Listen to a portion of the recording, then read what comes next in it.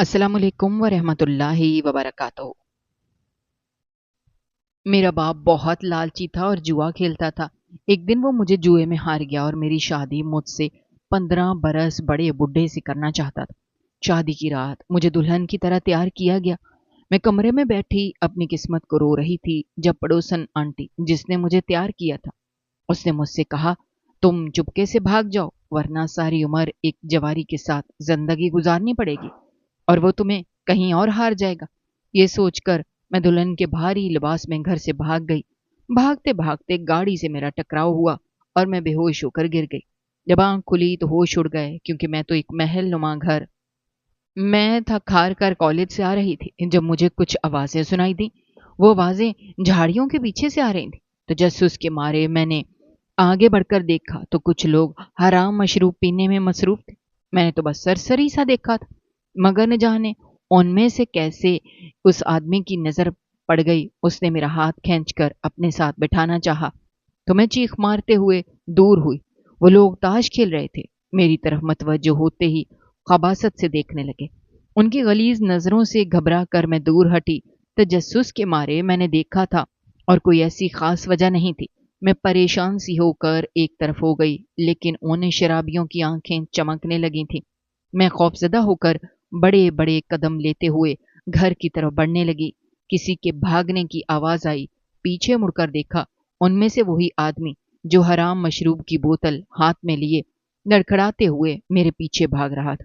नशे की वजह से वो जैसे भाग रहा था, इतना तो मैं चल रही थी, यानी हम दोनों में अच्छा खासा फासला अभी भी मौजूद था। मैं खौफजदा हो गई। तपती धूप में वैसे ही बहुत चक्कर आ रहे थे, ऊपर से उस आदमी ने मेरा दिमाग खराब कर दिया था।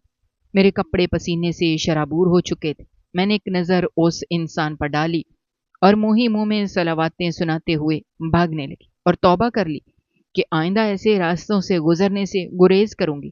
खामखा में मुसीबत गले पड़ने वाली थी। मेरे भागने की वजह से वो शख्स भी भागने लगा। कई बार तो गिरते गिरते बचा। मैंने खौफजदा होकर पीछे भी देखा।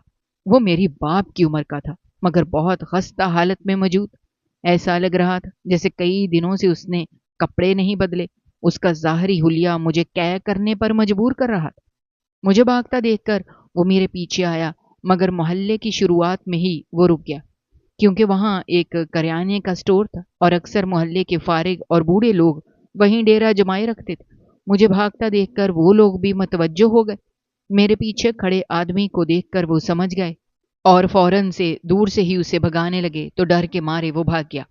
मैंने सुख का सांस लिया और अपने गेट की तरफ जाने ही लगी थी जब एक आदमी ने मुझे पुकारा। वो हमारे मोहल्ले के सबसे ज्यादा बारिश बुजुर्ग थे। मैंने मुड़कर देखा तो वो मुस्कुराते हुए कहने लगे, बेटा संभल कर आया करो और ऐसे लोगों के लिए तो हाथ में छड़ी पकड़ लिया करो। अगर आइंदा कभी मसला हो तो मुझे कह देना, मैं तुम्हें तुम्हारे कॉलेज तक छोड़कर आऊंगा। अपनी पोती को भी छोड़ने जाता हूँ। वो मुस्कुराते हुए कहने लगे। तो मैंने इस बात में सर हिला दिया। मुझे लगा था शायद फिर कोई मेरे बाप के जवारी या शराबी होने का ताना मारेगा, मगर वो अंकल बहुत अच्छे थे। मुझे ये कहने के बाद वो तो वहां से चले गए। मैं घर में जैसे ही दाखिल हुई, एक गिलास उड़ता हुआ मेरे माथे पर आ लगा। मैं कराहने लगी। माथे पर खून की नन्ही नन्ही बूंदें नमूदार होने लगी। मैं आहिस्ता से नीचे बैठती चली गई। नजरें उठाकर ऊपर देखा तो साकत रह गई। अब्बा बर्तन उठा उठा कर पटक रहे थे। मैंने खुश्क लबों पर जुबान फेरी और चकराते सर के साथ उठकर खड़ी हो गई। दीवार के सहारे चलते हुए किचन तक आई। खिड़की से अब्बा शदीद गुस्से में दिखाई दे रहे थे, मगर मैं क्या कर सकती थी। वो नशे की हालत में मुझे गालियां देते। कई बार तो उन्होंने मेरा गला दबाने की भी कोशिश की। अपने ही बाप के साए से मैं डरने लगी थी। मैं किचन से गुजरकर जाने ही वाली थी जब बाबा ने मुझे पुकारा। मेरे दिल की धड़कन 120 की रफ्तार से चलने लगी। हाथों में कपकपाहट वाजे थी। मैंने मुड़कर उन्हें देखा। जलील औरत की बेटी, पैसे कहाँ छुपा कर रखे हैं तूने? वो मुंह में से जहर उगलते हुए बोले। तो मैंने नजरें उठाकर उन्हें देखना भी गवारा नहीं किया। सच सच बता, पैसे कहाँ छुपाए हैं तूने? वो मेरा मुंह नोचते हुए बोले। मुझे महसूस हुआ जैसे मेरे दांत टूट गए हैं, मगर मैं खड़ी रही। मुंह पर भी निशान बन चुका था। मेरी झुकी हुई नजरें झुकी ही रहीं। मैंने उनकी तरफ देखना तक गवारा नहीं किया کیونکہ جانتی تھی کہ ابا مارنے سے بھی گریز نہیں کریں گے۔ مجھے لگا میں جا سکتی ہوں کیونکہ ابا ابھی بھی برتنوں میں کچھ تلاش کر رہے تھے۔ میں جانے لگی تو کہنے لگے، رک جاؤ۔ لہجے میں پہلی بار اتنا پیار دیکھ کر میں بھی ٹھک ٹھک گئی۔ عموماً وہ ایسے بات نہیں کرتے تھے، ہمیشہ گالی گلوچ سے کام لیتے۔ میں رکی، وہ میری طرف بڑھے، بیٹا پیسے دے دے۔ وہ بالوں میں ہاتھ پھیرتے ہوئے بولے، بال تھے ہی کہاں، 2-4 تنکے تھے جو سر پر لگے ہوئے تھے۔ ان کے زیادہ تر بال جھڑ چکے تھے اور اسی وجہ سے محلے کے بچے بھی انہیں ٹکلا کہہ کر پکارا کرتے تھے اور وہ ان کے پیچھے بھاگنے لگتے اور ان پر چھوٹے موٹے پتھر برساتے تھے۔ محلے کے بچے تو اسے مذاق میں لے کے بابا کو خوب تنگ کرتے، کبھی کبھی تو انہیں چوٹ بھی لگ جایا کرتی تھی۔ میں نے نفی میں سر ہلایا۔ انہوں نے بغیر سوچے سمجھے میرے گال پر ایک تھپڑ جڑ دیا۔ میں زخمی نگاہوں سے انہیں دیکھنے لگی۔ انہوں نے مجھے دیکھنا بھی گوارا نہیں کیا اور کچن میں دوبارہ گھس گئے۔ میں نم آنکھوں کے ساتھ اپنے کمرے میں آئی اور زاروں قطار رونے لگی۔ میرا کیا قصور تھا؟ کاش اماں یہ سب نہ کرتی۔ یہ جو میرے ساتھ ہو رہا تھا وہ انہیں کی وجہ سے تو تھا۔ بہرحال میں اپنی مری ہوئی ماں کو کیا ہی کہہ سکتی تھی، اس لیے رونے کے بعد میں اٹھ کر واش روم میں چلی گئی۔ دفعتاً مجھے محسوس ہوا کہ کوئی کمرے میں داخل ہوا ہے۔ ڈر کے مارے میں نے جلدی سے لباس زیب تن کیا اور کنڈی کھول کر باہر آئی۔ میں نے کمرے میں کچھ پیسے چھپا رکھے تھے جو میں نے ٹیوشن پڑھا پڑھا کر حاصل کیے۔ میں نے وہ اپنی فیس کے لیے رکھے تھے۔ گھر کے اخراجات بھی تو مجھے برداشت کرنے پڑتے تھے۔ بہرحال میں جیسے ہی باہر نکلی، ابا ہر چیز گور رہے تھے جیسے ان کے اس طرح دیکھنے پر وہ پیسہ بن جائے گی۔ میں بغیر کچھ ظاہر کیے دوپٹہ اوڑھ کر کچن میں آئی، سارا پھیلاوا سمیٹا اور کھانا بنانے لگی۔ ابا تھک ہار کر چارپائی پر لیٹ گئے تھے۔ کھانا بنا کر میں نے انہیں دیا تو وہ چپ چاپ کھانے لگے جیسے ہمارے درمیان کچھ ہوا ہی نہ ہو، حالانکہ ان کے تھپڑ کی وجہ سے میری گال پر ابھی تک جلن محسوس ہو رہی تھی۔ کھانا کھانے کے بعد برتن اٹھانے گئی تو ابا سو چکے تھے۔ میری زندگی میں سب سے زیادہ سکون دہ لمحہ ہوتا تھا جب ابا سو جایا کرتے تھے، کیونکہ اس کے بعد گھر میں خاموشی چھا جاتی تھی اور میں بھی پرسکون رہا کرتی تھی۔ ورنہ تو محلے میں ابا کی اونچی آواز گونجتی رہتی تھی۔ کبھی وہ مجھے گالیاں دیتے تو کبھی میری مرحوم ماں کے بارے میں گندے الفاظ استعمال کرتے۔ ان کی اس باتوں سے تو ہر کوئی تنگ تھا، یہاں تک کہ ہمارے پڑوس میں رہنے والے بھی ابا کی اکثر شکایتیں کرتے، مگر بابا غصے میں ہر حد بار کر جایا کرتے تھے۔ وہ اتنی گندی گالیاں دیتے کہ مجھے کان پر ہاتھ رکھنا پڑتا تھا۔ میں روتی رہتی تھی۔ ٹیوشن والے بچے جب بھی ابا گھر ہوتے وہ نہ آتے بھی تو دیکھ کر بھاگ جاتے۔ وہ بیچارے معصوم بچے تو ابا جی کی موجودگی سے آنے سے بھی ڈرتے تھے، مگر محلے کی عورتوں کو میرا احساس تھا کہ اگر میں ٹیوشن نہیں پڑھاؤں گی تو ہمارا گھر کیسے چلے گا۔ اسی وجہ سے انہوں نے مجھے میری مدد کرنے کے لیے اپنے بچے پڑھانے کے لیے بھیجے تھے۔ میں بھی ان کے بچوں کے معاملے میں کوئی کوتاہی نہیں برتتی تھی، بلکہ بہت اچھے سے پڑھاتی تھی۔ آج تک میرا کوئی اسٹوڈنٹ بھی فیل نہیں ہوا تھا، حالانکہ پہلے وہ بہت نالائق ہوا کرتے تھے۔ میرے پاس بہت سارے بچے پڑھتے تھے اور ان کی فیس بھی میں نے مناسب رکھی تھی تاکہ کسی کو کوئی مسئلہ نہ ہو اور بچے ایسے ہی پڑھنے آتے رہیں۔ کیونکہ میری ڈگری ادھوری تھی، میں کیسے گھر چلاتی؟ ہم تو سڑک پر ہی آ جاتے، پہلے کون سا گھر میں بیٹھے تھے؟ یہ بات اکثر میں تنزن سوچا کرتی تھی، کیونکہ ابا کمانے نہیں جاتے تھے اور مجھے اس بات پر شدید غصہ آتا تھا۔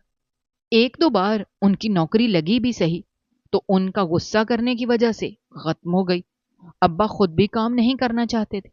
کبھی کبھی تو مجھے لگتا تھا کہ وہ جان بوجھ کر ایسی حرکتیں کرتے ہیں، کیونکہ اگر انہیں کوئی کہا منوانا ہوتا یا مجھے مارتے اور غصہ کرتے یا پھر اپنے آپ کو نقصان پہنچانے کی باتیں کرتے تو میں باپ کی محبت میں پگھل جایا کرتی تھی، ورنہ اب تک میں نے ان سے بہت مار کھائی تھی۔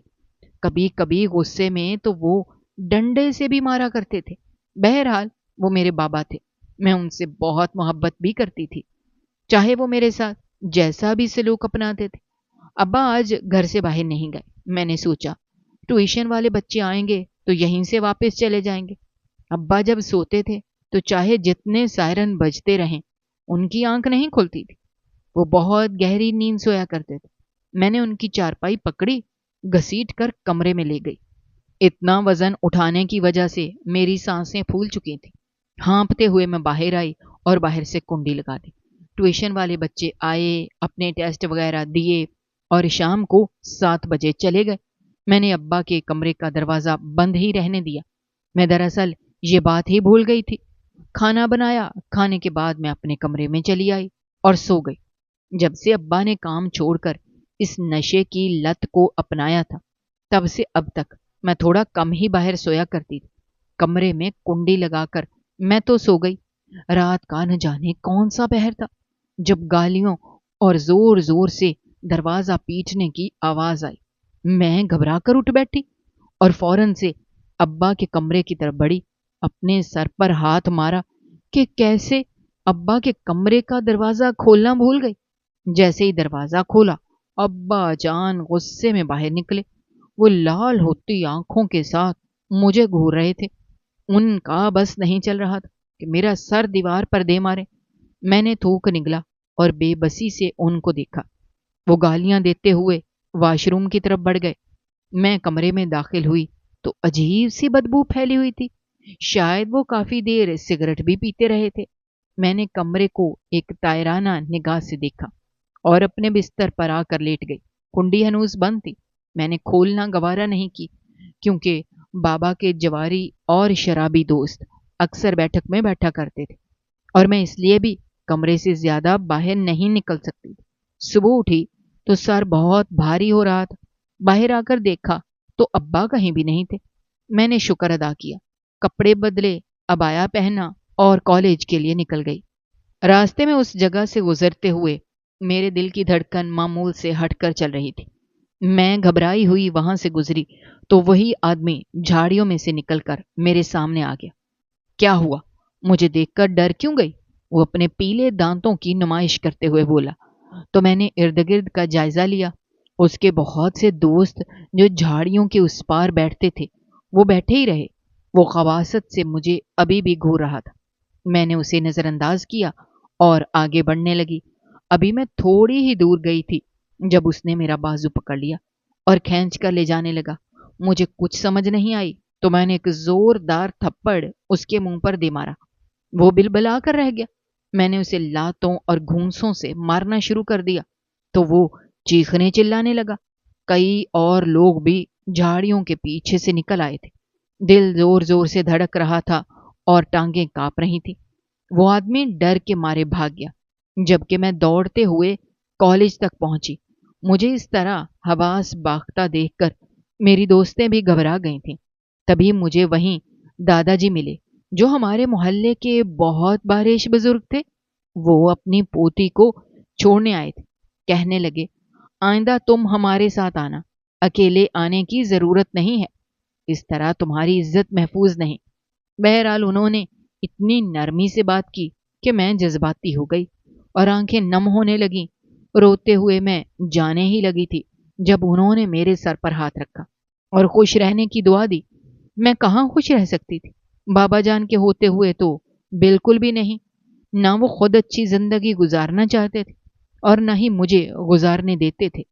मैंने तल्ख निगाहों से कॉलेज के दरो दीवार को घूरा तो वो भी काम कर रह गए। मुझे बहुत ज्यादा गुस्सा आया हुआ था। बस नहीं चल रहा था कि दुनिया भर के जवारी और शराबियों को इस दुनिया से उठा दूं। उनकी हिम्मत की भी दाद देती थी। अपनी बहन बेटियों के होते हुए वो दूसरों की बहन बेटियों पर नजर रखते थे, मगर जिनको अपनों को पता नहीं चलता था, भला वो दूसरों पे बहन बेटियों के साथ गलत करने से पहले कहाँ सोच सकते थे? मेरा बाप भी तो ऐसा ही था। उसने भी किसी की इज्जत खराब ही की होगी, तभी तो उन लोगों की मुझ पर बुरी नजर पड़ी। बहरहाल बाप को सलावातें सुनाते हुए मैं क्लास में दाखिल हुई। हमारा सेमेस्टर एंड होने वाला था। ग्रेजुएशन के दिन करीब थे। ऐसे में हर लेक्चर लेना बहुत जरूरी हो गया था। मैं इसी वजह से इतना सारा फासला तय करके आया करती थी। मुझे जल्द अज जल्द नौकरी चाहिए थी, क्योंकि कब तक मोहल्ले वाले मुझ पर एहसान करते हुए मेरे पास अपने बच्चे पढ़ाने के लिए भेज सकते थे। उन्होंने भी तो अपने बच्चों को अच्छा माहौल देना था, जो मेरे बाप की मौजूदगी में नामुमकिन था। बस महीना मैं ट्यूशन से अपने खर्चात पूरे करती थी। कभी कभी तो हाथ बहुत तंग पड़ जाता तो मेरी दोस्त मेरी मदद कर दिया करती थी। کلاس لینے کے بعد میں کینٹین کی طرف بڑھی تو جیب میں 1 روپیہ نہیں تھا کہ کچھ کھا لوں۔ منہ بسور کر میں گھر کی طرف چل پڑی۔ آج راستے میں مجھے کوئی دکھائی نہیں دیا۔ وہ بزرگ اپنی پوتی کے ساتھ مجھے آتے ہوئے دکھائی دیے تو میں 5 منٹ ان کا انتظار کرتی رہی، جب تک کہ وہ میرے قریب نہیں پہنچ گئے۔ وہ مسکراتے ہوئے کہنے لگے، بیٹی تمہیں پریشان ہونے کی ضرورت نہیں، آئندہ ہمارے لیے رک جانا۔ بے شک میں بوڑھا ہو گیا ہوں، آہستہ چلتا ہوں، مگر آج بھی میرے بازوؤں میں اتنا دم ہے کہ تم دونوں کی طرف پڑنے والی بری نگاہوں کو اپنے ایک ہاتھ سے کچل سکتا ہوں۔ ان کی بات سن کر میں مسکرا دی۔ وہ آگے آگے چل رہے تھے، میں اور ماہین ان کے پیچھے چلنے لگے۔ ماہین ہمارے ہی کالج میں پڑھتی تھی، مگر میں اس سے زیادہ نہیں جانتی تھی۔ اب جب ہم دونوں اکٹھے آنے جانے لگے تو میری اس سے خوب بننے لگی تھی۔ اس کے ساتھ میں کافی خوش رہنے لگی تھی، لیکن ابا کو یہ خوشی راس نہیں آ رہی تھی۔ انہیں لگ رہا تھا کہ کوئی اور بات ہے جو میں سوچ بھی نہیں سکتی تھی۔ دراصل ہمارے کالج میں لڑکے بھی پڑھتے تھے تو وہ اس وجہ سے شک میں مبتلا ہو گئے۔ آج تک انہیں یہ بات پتہ نہیں چلی کہ ہمارے کالج میں لڑکے بھی پڑھتے ہیں۔ انہیں تو اب جا کر یہ بات پتہ چلی تھی، اور آج کل وہ اسی بات پر غور فرما رہے تھے کہ کسی طرح مجھے کالج جانے سے روکیں، حالانکہ میں نے آج تک کسی کی طرف نظریں اٹھا کر بھی نہیں دیکھا تھا۔ نہ جانے بابا اتنے شکی مزاج کیوں بنتے جا رہے تھے۔ میں خود ان کی اس سوچ سے پریشان ہو گئی تھی۔ پہلے وہ مجھے ڈانٹتے تھے، ماں کے تانے دیتے تھے، مگر کبھی انہوں نے اس طرح میرے کردار پر بات نہیں کی، نہ ہی کبھی میرا پیچھا کیا تھا۔ آج کل میرے بابا میرا پیچھا بھی کرنے لگے تھے۔ میں کافی خوفزدہ رہنے لگی تھی۔ نہ جانے محلے کے کس آدمی نے انہیں بتایا تھا کہ آج کل تو وہ مجھے خاصی بے اعتباری نظروں سے گھورتے رہتے، مجھے ڈانٹتے بھی نہیں تھے۔ مجھے حیرانی تو ہونی ہی تھی نا۔ ایک روز میں بچوں کو پڑھانے کے بعد ماہین کے گھر چلی آئی۔ مجھے اس سے کچھ کام تھا۔ رات کو 8 بجے گھر واپس آئی کیونکہ ماہین کی امی نے مجھے کھانے پر روک لیا تھا۔ میں چاہ کر بھی انکار نہ کر پائی۔ وہ اتنے خلوص سے بات کر رہی تھیں کہ مجھے انکار کرنا بہت معیوب لگا۔ بہرحال میں گھر میں داخل ہوئی تو بیٹھک میں سے آنے والی آوازوں نے مجھے خوفزدہ کر دیا، لیکن غصہ بھی بہت آیا۔ میں کچن میں آئی، چائے بنائی اور اپنے کمرے میں چلی گئی۔ ہم لوگ سوکھا دودھ لیتے تھے، وہ بھی صرف چائے بنانے کے لیے۔ میں کمرے میں بیٹھی ہی تھی جب ابا جان بوکھلائے ہوئے میرے کمرے میں داخل ہوئے اور مجھے کچن میں جا کر چائے بنانے کو بولا۔ میں نے نفی میں سر ہلایا تو انہوں نے پاس پڑا ڈنڈا اٹھا لیا۔ گھبرا کر میں اپنی چائے چھوڑ کر کچن میں آئی اور جلدی سے چائے بنائی، کپوں میں ڈالی اور بابا کے آنے کا انتظار کرنے لگی۔ تھوڑی دیر بعد بابا شدید غصے میں کچن میں داخل ہوئے۔ پاگل عورت کی بیٹی، تجھے کہا بھی تھا کہ بیٹھک میں لے آنا، ابھی تک یہاں کیا کر رہی ہے؟ اب یہ چائے ٹھنڈی ہو چکی ہے، اسے گرم کر اور بیٹھک میں لے آ۔ ان کی بات سن کر مجھے حیرت کا شدید جھٹکا لگا تھا۔ وہاں ایسے شرابی اور آوارہ لوگ بیٹھے تھے اور میرا باپ مجھے ڈانٹ رہا تھا کہ میں وہاں اسے چائے دینے کیوں نہیں آئی۔ غصے سے میرا دماغ پھٹ رہا تھا۔ جی چاہ رہا تھا کہ باپ کو کھری کھوٹی سنا دوں، مگر پھر تربیت نے گوارا نہیں کیا اور میں ایک بار پھر ان کے کہے میں آ گئی۔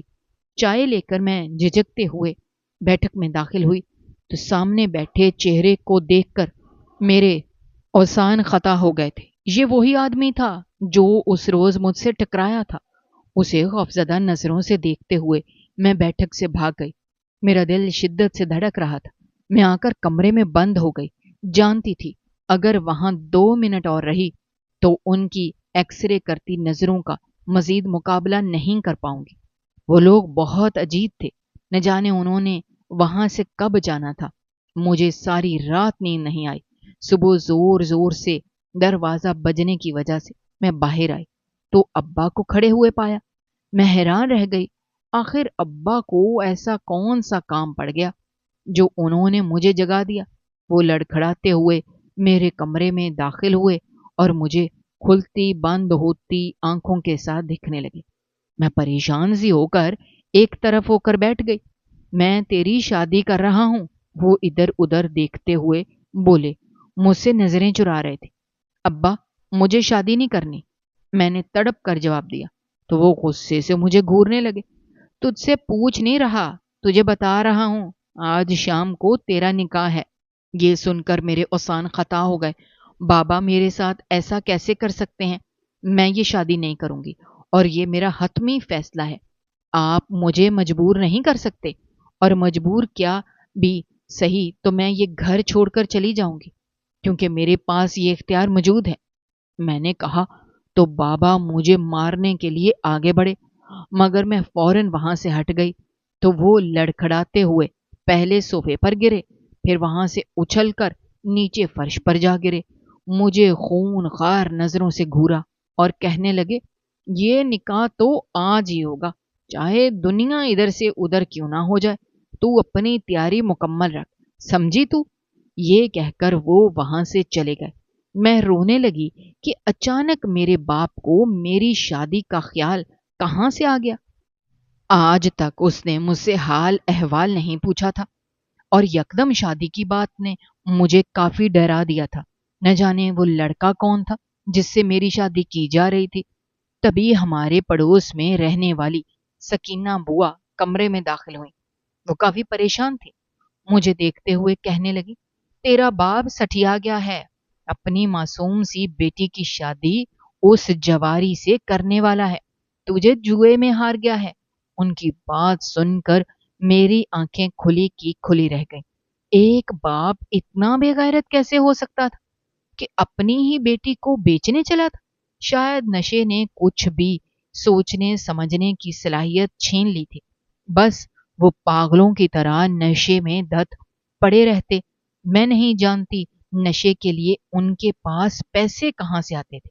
سکینہ ماسی کی بات سن کر میں رونے لگی۔ وہ مجھے تسلی دیتے ہوئے کہنے لگی، میں نے بھی اس لڑکے کو نہیں دیکھا، مگر شہباز بتا رہا تھا کہ وہ لڑکا نہیں ہے بلکہ تمہاری باپ کی عمر کا بڑا آدمی ہے۔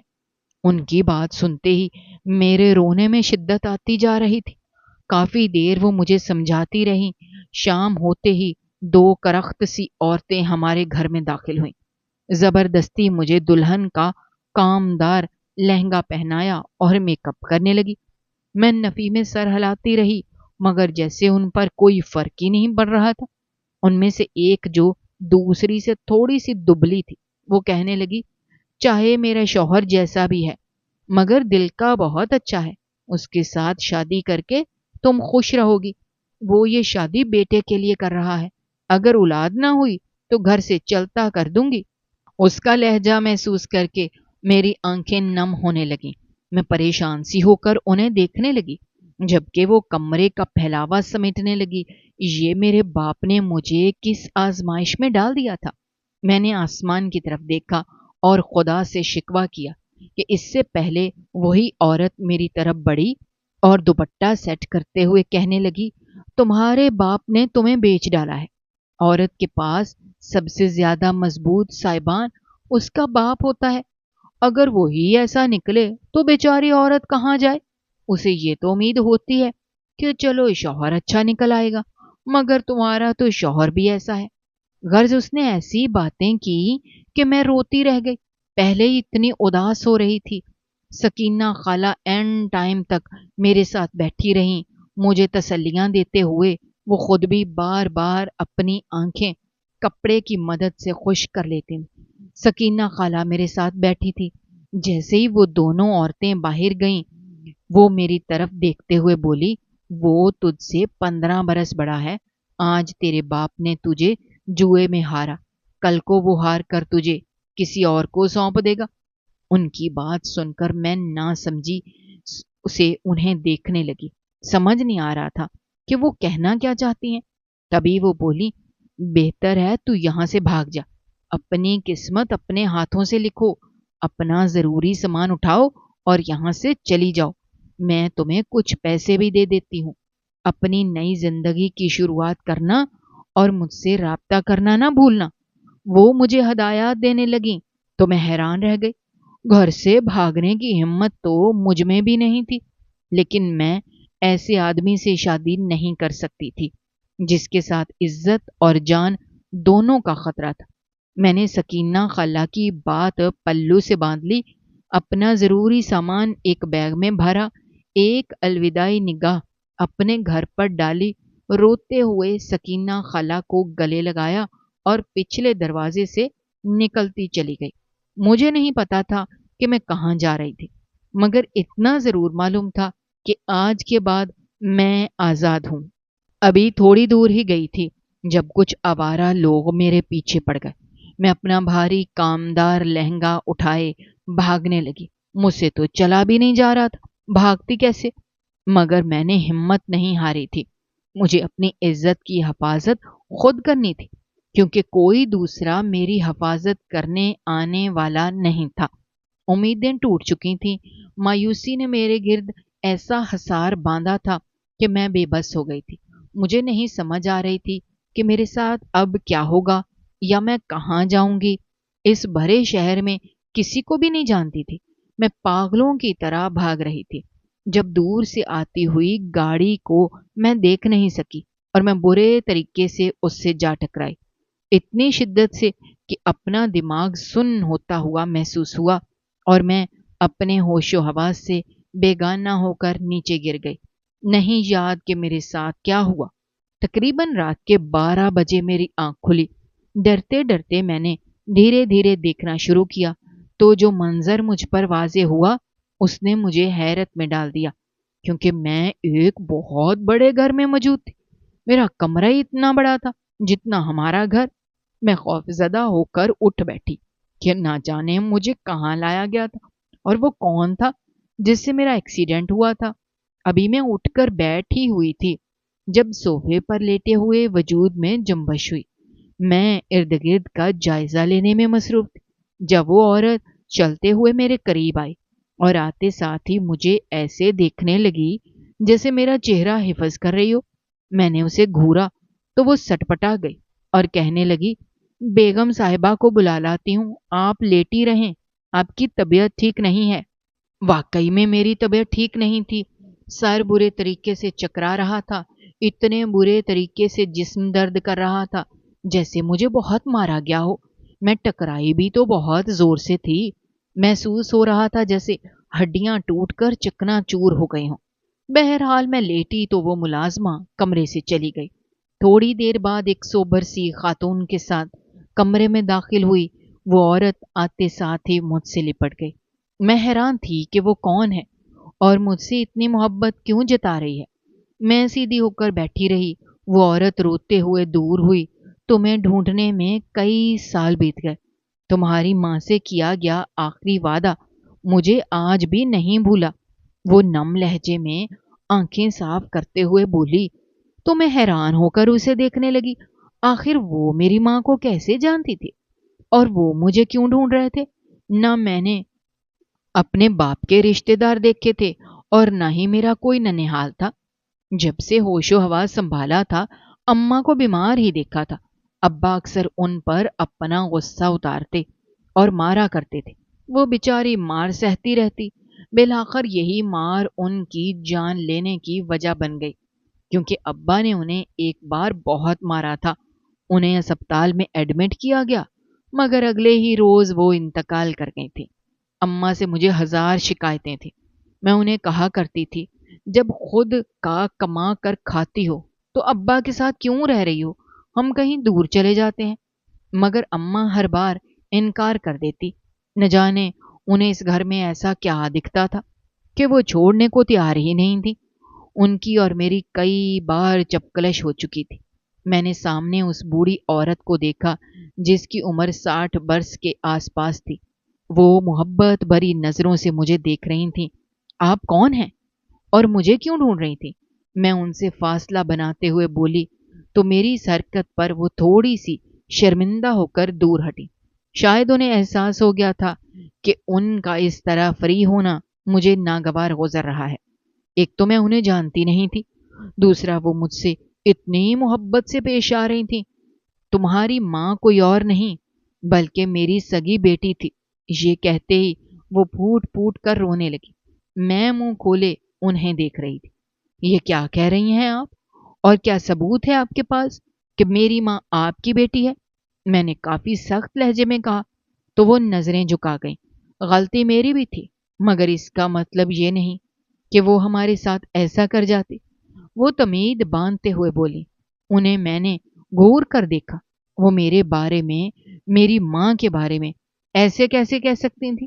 میرے اس طرح گھورنے پر وہ خاموشی سے اپنے ہاتھوں کی لکیروں کو دیکھنے لگی، جیسے قسمت کی لکیر ڈھونڈ رہی ہوں۔ میں خاموشی سے انہیں دیکھ رہی تھی۔ بیٹی، ہم بعد میں بات کریں گے، تم آرام کرو۔ وہ جان بوجھ کر بات بدلتے ہوئے وہاں سے جانے ہی لگی تھی جب میں نے ان کا ہاتھ پکڑ لیا۔ میں آپ کو ایسے نہیں جانے دوں گی۔ آج آپ کو سچ سے پردہ اٹھانا ہی ہوگا۔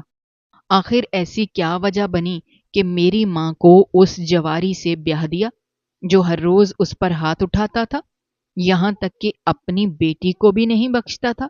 میں نے غصے سے کہا تو ان کے رونے میں شدت آ گئی۔ میں گھبرا گئی۔ ملازمہ نے جلدی سے پانی کا گلاس پکڑایا تو وہ پانی پینے لگی، پھر کسی غیر مرئی نقطے کو گھورتے ہوئے کافی دیر سوچتی رہی۔ میں ان کے بولنے کا انتظار کر رہی تھی۔ میں جاننا چاہتی تھی آخر ایسا کیا ہوا تھا جو انہوں نے پلٹ کر میری ماں کی خبر تک نہیں لی۔ بتائیے، خاموش کیوں ہو گئی ہیں آپ؟ 5 منٹ کی گمبھیر خاموشی کے بعد میں نے قدرے چلاتے ہوئے کہا تو وہ ڈر گئیں، مجھے خوفناک نظروں سے دیکھا، پھر اٹھ کر جانے لگی۔ میں نے ان کا ہاتھ تھام لیا۔ اگر آپ نے مجھے نہیں بتایا تو میں بھی اسی وقت آپ کا گھر چھوڑ کر یہاں سے چلی جاؤں گی۔ جیسے ساری زندگی آپ میری ماں کو ڈھونڈتی رہیں، اسی طرح مجھے بھی ڈھونڈتی رہ جائیں گی، میں نے قدرے بدتمیزی سے کہا تو وہ پریشان ہو گئیں۔ واپس آ کر میرے ساتھ بیٹھ گئیں۔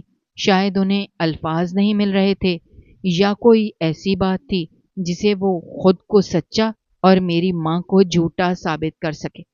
قصور میرا بھی ہے، مگر اتنا بھی نہیں تھا۔ وہ ایک بار پھر خود کو جسٹیفائی کرتے ہوئے بولی تو مجھے غصہ آنے لگا۔ آپ خود کو مظلوم ثابت نہ کریں، کیونکہ تالی ایک ہاتھ سے نہیں بجتی، میں نے صاف گوئی سے کام لیتے ہوئے کہا تو وہ بیچاری حیران ہو کر مجھے دیکھنے لگی۔ شاید ان کو مجھ سے اتنی صاف گوئی کی امید نہیں تھی۔ بیٹی، تم سمجھ نہیں رہی حقیقت کیا تھی، وہ بال سیٹ کرتے ہوئے بولی تو میں نے نظریں جھکا لیں۔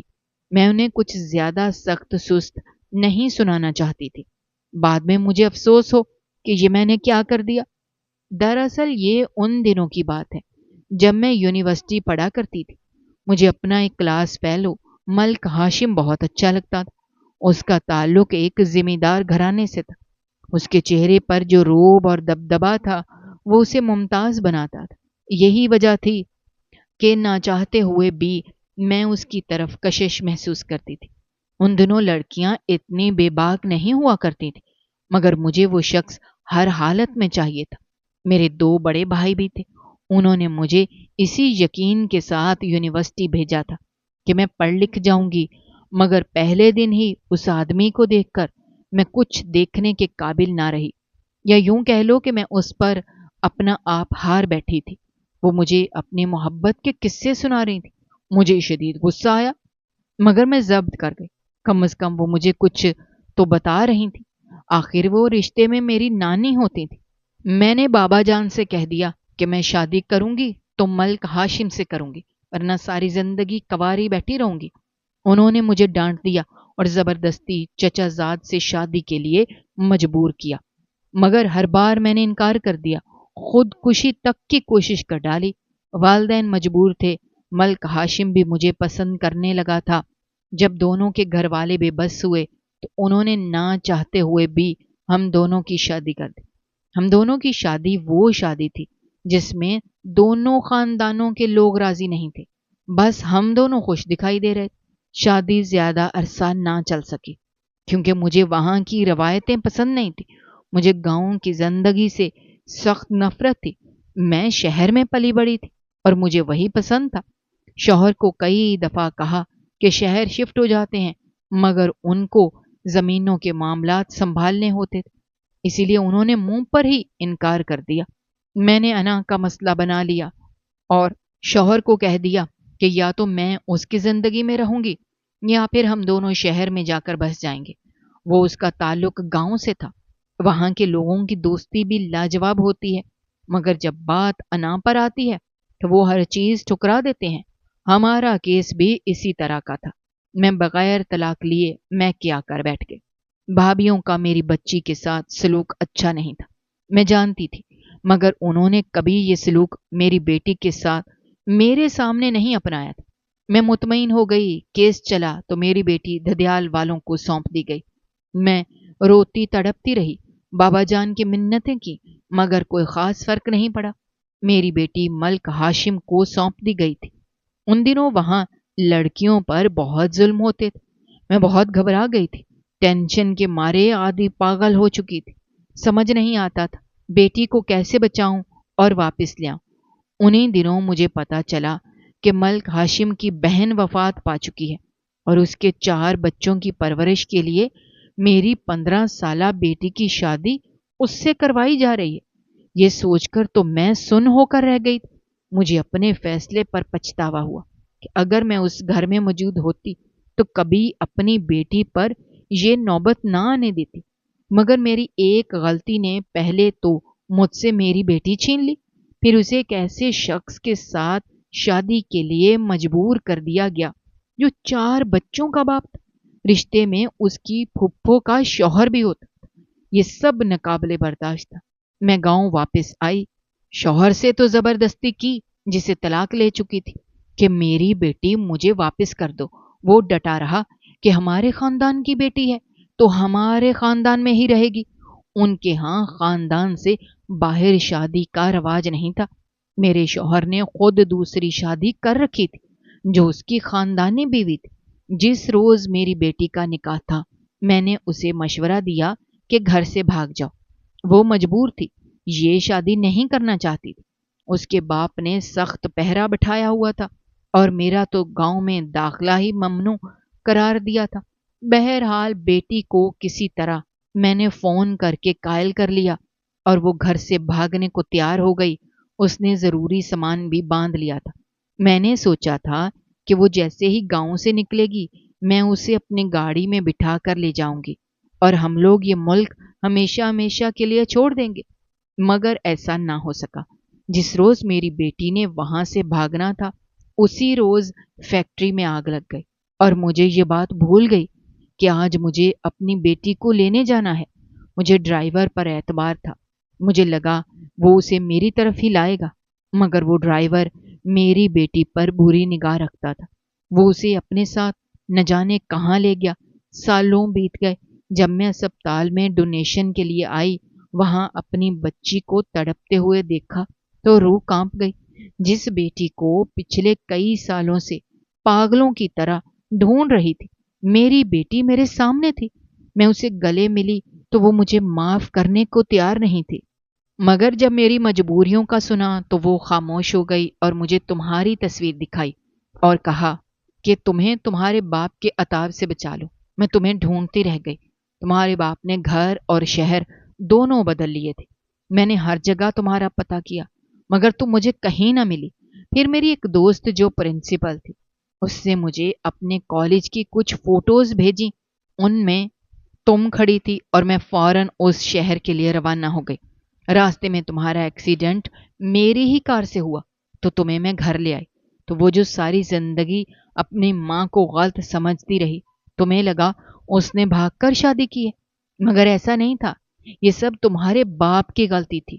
اس نے میری بیٹی کو ایسا غائب کیا، اتنا اثر و رسوخ ہونے کے باوجود میں اسے تلاش نہیں کر سکی۔ میرے ماں باپ ساری زندگی مجھے برباد ہوتا دیکھتے رہے۔ اماں تو ہمیشہ کہتی تھی کہ پسند کی شادی کرنے والے کبھی خوش نہیں رہتے۔ تب میں اپنا سر جھٹک دیتی تھی۔ ماں باپ دشمن لگتے تھے، مگر اب دیکھو ایک پل بھی سکھ کا نہیں گزارا۔ دونوں بھائی دوسرے ملک شفٹ ہو گئے۔ یہاں جتنی فیکٹریاں ہیں ان کے معاملات میں سنبھالتی ہوں۔ انہوں نے بتایا تو میں نے زخمی نظروں سے انہیں دیکھا۔ ساری زندگی میں جس ماں سے نفرت کرتی رہی تھی، میری ماں سچی تھی۔ یہ تو میری نانی کا کمال تھا۔ ان کی وجہ سے ہم ایسی زندگی جی رہے تھے۔ مجھے بہت غصہ آنے لگا۔ میں آپ سے بات نہیں کرنا چاہتی۔ चली जाए यहाँ से, और सुबह होते ही मैं यहाँ से निकल जाऊंगी। मैंने गुस्से से कहा तो नानी ने मेरा हाथ थाम लिया। बेटी, ऐसा मत कहो। तुम्हारी माँ को खोने के बाद मैंने सारी जिंदगी पछतावे में गुजारी है। अब तुम क्या चाहती हो कि एहसासे जुर्म में मैं अपनी जान खुद ले लूं? वो रोते हुए बोली तो पल भर को दिल चाहा कि उनके गले लग जाऊं। कितने अरसे बाद माँ का लम्स महसूस हुआ था, लेकिन अना गालिब आ चुकी थी। मेरे नाना जिंदा हैं या वो मर गए? मैंने अचानक पूछा तो वो नजरें झुकाए बैठी रहीं। वो जिंदा हैं और तुम्हारी माँ को अक्सर याद करते हैं। ये मुझे उनकी मुलाजमा से पता चला। वो बोली तो मैंने हैरान होकर उन्हें देखा। दोनों एक दूसरे से मोहब्बत करते थे, एक दूसरे पर नजर भी रखे हुए थे, मगर आज भी एक दूसरे से कोसों दूर खड़े थे। नानी ने दूसरा निकाह भी किया था, मगर उनके शौहर ने बेवफाई की और दूसरी शादी कर ली। नानी को तलाक भी मिल गई थी। जब उन्होंने ये बात मुझे बताई तो मैंने हैरान होकर उन्हें देखा। कैसी किस्मत लेकर वो औरत पैदा हुई थी। कितने लोगों के हिसाब उससे निकलते थे। बहरहाल मैं यहाँ उन्हें जज करने नहीं बैठी थी। मैंने रोते हुए उन्हें गले लगा लिया। आखिर कब तक माँ जैसी नानी से रुख मोड़ सकती थी? मुझे भी तो सहारा चाहिए था। मुझे गले लगाकर वो रोने लगी। हमें रोता हुआ देखकर मुलाजमा की आंखें भी नम हो गई। तो मुझे माफ कर दो। मैं अपने हर रवैये का अजाला करना चाहती हूँ ताकि मेरी बेटी की रूह को सुकून मिले। वो मेरा हाथ मजबूती से थामते हुए बोली तो मैं मुस्कुरा दी। दिल की धड़कन तेज हो रही थी, घबराहट के मारे मेरे चेहरे पर वाजे हो रही थी। उन्होंने मुझे दोबारा गले लगाया। सोने का कहकर वो कमरे से चली गईं। मैं सारी रात अपनी जिंदगी के मुतालिक सोचती रही। न जाने मेरा बाप का क्या बना। क्या वो मुझे अभी भी माँ की गालियां दे रहा होगा? मैंने जो किया अच्छा किया, मगर सबसे अच्छा मेरे खुदा ने मेरे लिए किया। मुझे मेरी नानी से मिलवा दिया। अगर वो ना होती तो न जाने मैं कहाँ चली जाती। दिन रात ऐसे ही गुजरने लगे। एक रोज हम टीवी देख रहे थे जब एक खबर मेरी नजरों के सामने से गुजरी।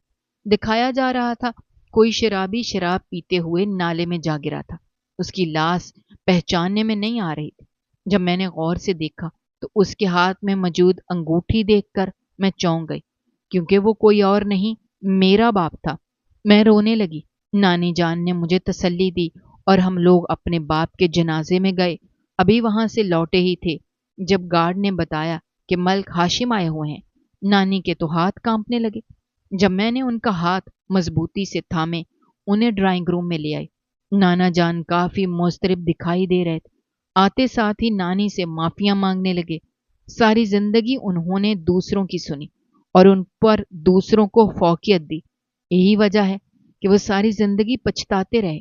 उन्हें अपनी बीवी को तलाक नहीं देनी चाहिए थी। वाकई में वहां का माहौल बहुत बुरा था। अगर 15 साला लड़की की शादी एक 45 साला मर्द से कर दी जाए तो वो उसके साथ नाइंसाफी ही थी। और भी कई रस्में थीं जो बेबुनियाद थीं।